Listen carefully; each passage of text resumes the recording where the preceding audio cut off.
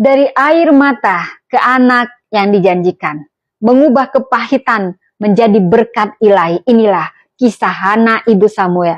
Kita bisa baca di 1 Samuel 1 ayat 1 sampai 20. Hana mencurahkan isi hati di hadapan Tuhan. Ayat 15. Air matanya tidak pernah sia-sia. Hana menangis, tidak mau makan, menyimpan luka tanpa suara.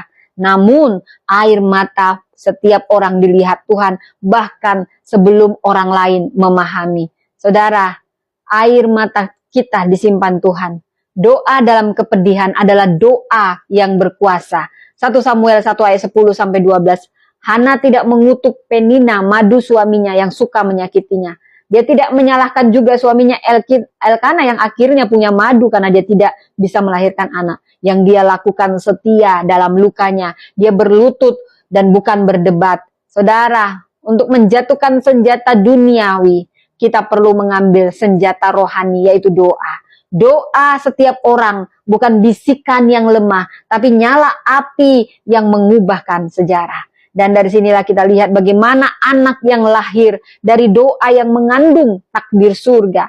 So, Samuel bukan sekedar jawaban doa, saudara. Dia adalah rencana Tuhan yang dibungkus dalam rahim manusia. Tuhan membentuk sejarah dari rahim perempuan seperti Hana. Karena tidak ada yang mustahil bagi Tuhan. Siapapun kita saat ini diajak untuk berani menangis di hadapan Tuhan. Bukan menyerah di hadapan manusia. Doamu hari ini bisa menjadi Samuel generasi ini. Yaitu dalam panggilan, pelayanan atau anak rohani yang dipersembahkan. Dari Hana kita tahu ini kisah rahim yang dipakai untuk kerajaan Allah. Ketika penantian itu bukan kebetulan, tapi itu justru panggilan. Dari kisah 1 Samuel 1 ayat 11 sampai 28. Di mana kuncinya? Maka aku menyerahkannya kepada Tuhan. Oh, ini sangat berkuasa. Ayat 28, saudara. Dari rahim yang dulu mandul tertutup. Padahal bukan hukuman. Seakan-akan tertolak.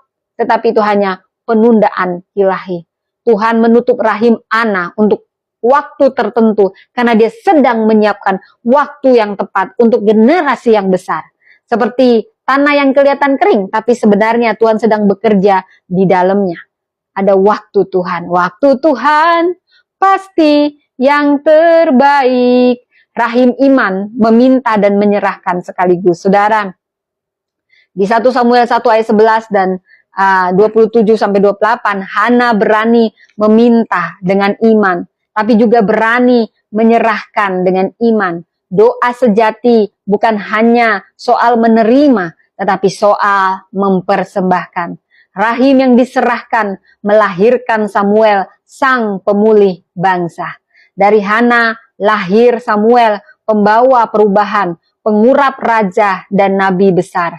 Ketika perempuan menyerahkan rahimnya untuk dipakai Tuhan, maka generasi ilahi lahir. Apakah hidupmu menjadi wadah yang siap dipakai bagi rencana Allah?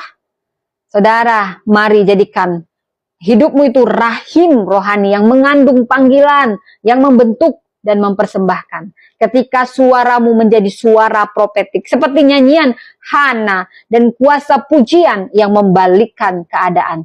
Saudara, dikatakan di 1 Samuel 2 ayat 7, Tuhan memiskinkan dan memperkaya, ia merendahkan dan meninggikan juga. Dari luka menjadi lagu. 1 Samuel 2 ayat 1, Hana bukan hanya berdoa, dia bernyanyi. Dari mulut perempuan yang pernah dihina, lahir nyanyian penuh kuasa. Hatiku percaya, hatiku percaya, selalu ku percaya. Pujian yang bernubuat dan menubuatkan. Pujian Hana memuat teologi pembalikan. Yang kuat dikalahkan, yang hina ditinggikan. Inilah suara profetik dari seorang perempuan yang luar biasa signifikan Tuhan pakai. Suara yang memuji Tuhan lebih kuat dari ribuan tentara yang bersorak. Di sini kita belajar kuasa suara yang mengenal Allah. Nyanyian Hana menubuatkan tentang Raja, segala raja, sang Mesias. Dia tidak hanya menyanyi tentang dirinya, tapi tentang masa depan. Lidah perempuan bukan hanya untuk mengeluh, tapi untuk membuatkan jalan Tuhan bagi keluarga dan bangsa. Saudara, Setiap kita diajak untuk mengubah keluhan kita menjadi nyanyian iman. Suara kita bisa menghidupkan harapan, membalikkan atmosfer rumah, dan menubuatkan kemuliaan Allah. Saudara, kita semua diajar, katakan dengan sepenuh hatimu, Tuhan, ubahkan air mataku menjadi kesaksian, dan pakai hidupku seperti Hana, tidak hanya sebagai penerima, tapi pembawa generasi yang kau pakai. Bentuk rahim jiwaku menjadi ruang bagi rencanamu yang besar. Saudara, tangis Hana mengandung janji. Hana seorang ibu yang mengubah bangsa dengan doanya yang tulus. Kita tahu bagaimana rasanya. Dari sini kita akan belajar dari seorang Hana, seorang ibu, seorang pendoa, seorang wanita yang diurapi menjadi pintu perubahan. Tangisnya bukan putus asa, tangis yang mengandung janji Allah. Saudara, dari sini kita belajar tangis yang dituangkan di hadirat Tuhan. Dan dengan hati pedih, Hana berdoa kepada Tuhan sambil menangis terseduh-seduh. Saudara, Hana mengajarkan bahwa kesakitan batin adalah bahan mentah dari doa yang penuh kuasa. Doanya bukan dibangun dari kata-kata indah, tetapi dari jiwa yang tertumpah. Dia tidak menutupi emosinya di hadapan Tuhan. Tuhan lebih tertarik pada hati yang hancur daripada bahasa yang fasih. Saudara, setiap kita yang mungkin sedang menantikan suatu jawaban, mungkin perempuan yang menanti buah hati, saudara pada suatu malam hanya bisa bersujud dan berkata, Tuhan, jika engkau lihat aku, engkau tahu aku menyerahkan semuanya. Doaku tak terdengar tapi hatinya berteriak. Jangan pendam rasa sakitmu dalam keheningan yang meracuni. Belajarlah menuang hatimu di hadapan Tuhan, bukan media sosial atau manusia.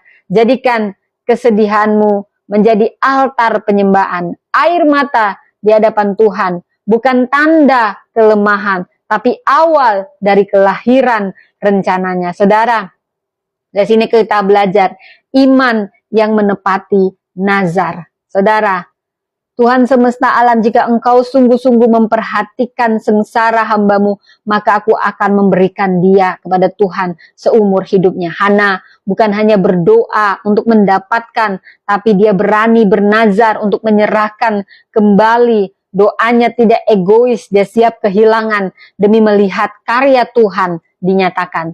Iman bukan hanya meminta sesuatu dari Tuhan, tapi mempersembahkan kembali milik kita kepada Tuhan.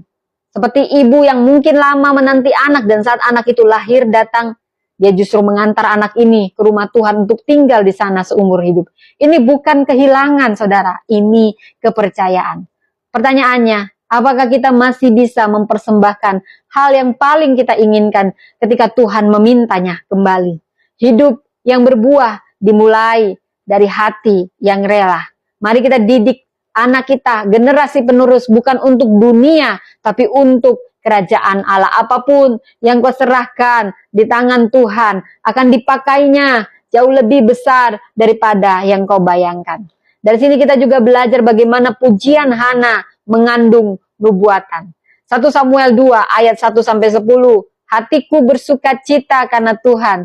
Tidak ada yang kudus seperti Tuhan. Doa Hana berlanjut dalam pujian yang bernubuat, melihat kemenangan, keadilan, dan kedaulatan Tuhan bukan hanya tentang dirinya, tapi tentang rencana Allah bagi Israel. Pujian Hana adalah nyanyian kenabian yang menubuatkan Mesias. Allah merendahkan yang tinggi dan meninggikan yang hina. Seperti pujian Maria dalam Lukas 1 ayat 46-55. Pujian Hana juga gambaran perempuan yang bernyanyi di tengah perubahan zaman. Lidahnya dipenuhi kebenaran Allah yang membebaskan umatnya. Puji Tuhan bukan hanya karena situasi, tapi karena siapa Tuhan.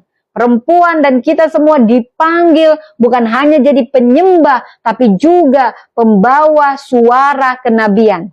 Gunakan lidahmu untuk meneguhkan, bukan mengeluh.